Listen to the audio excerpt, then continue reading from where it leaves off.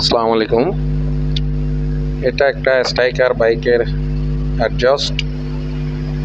এটা এর নিচের অংশটা কমপ্লিট ফেটে পড়ে গেছে। আমি আজকে সকালে একজন ডেন্ডিং মেকানিকের সাথে যোগাযোগ করি।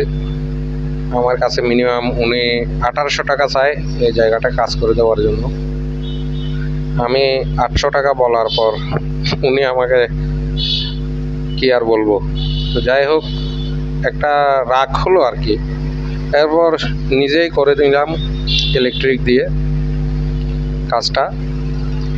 অনেক ভাই বলতে পারেন ওয়েল্ডিংটা তেমন সুন্দর হয় নাই, আসলে এটা ইলেকট্রিক ওয়েল্ডিং দিয়ে কাজটা করেছি।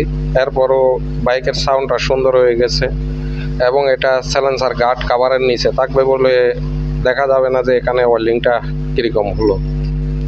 তো আমার বাইকার ভাইয়ের আশা করি টাকাটা সাশ্রয় করতে পেরেছি। মোটামুটি খুব কম খরচের মধ্যে কাজটা করে ফেললাম। আপনাদের সাইলেন্সার যে কোনো সময় সমস্যা, এই ধরনের সমস্যা হলে আশা করি কম খরচের মধ্যে কাজটা করে দেওয়া যাবে।